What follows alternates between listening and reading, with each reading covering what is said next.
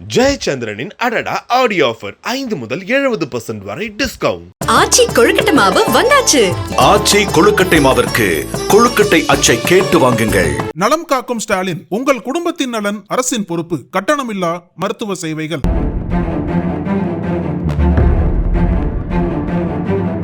தமிழக சட்டமன்றத்திற்கு இன்னும் சில மாதங்களில் தேர்தல் வரவுள்ள நிலையில் தேர்தல் களம் தற்போதே சூடுபிடிக்க தொடங்கியுள்ளது.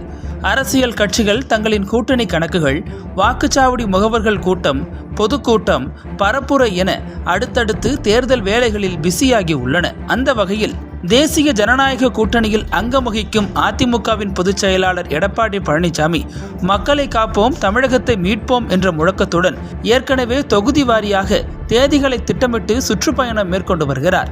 போகும் இடமெல்லாம் அவரை வரவேற்று வழிநெடுகிலும் பிரம்மாண்ட ஏற்பாடுகள் செய்யப்படுவது வழக்கம். இந்த நிலையில் திருவண்ணாமலை மாவட்டம் செங்கம் பகுதியில் சுற்றுப்பயணத்திற்காக எடப்பாடி பழனிசாமி சென்று கொண்டிருந்தார். அவர் பயணித்த வாகனம் சென்று கொண்டிருந்த பொழுது அவரை வரவேற்கும் விதமாக சாலையில் நுழைவு வாயில் வளைவு போன்ற அலங்கார ராட்சச கட் அவுட் வரவேற்பு வைக்கப்பட்டிருந்தது. எடப்பாடி பழனிசாமி பயணித்த வாகனம் கடந்து சென்ற சில நொடிகளில் அந்த அலங்கார கட் அவுட் சரிந்து கீழே விழுந்தது. இந்த காட்சி தற்பொழுது வைரலாகி வருகின்றன. இந்த சம்பவத்தில் நூலிழையில் எடப்பாடி பழனிசாமி தப்பியுள்ளார். இதனால் அந்த பகுதியே பரபரப்புடன் காட்சியளித்தது.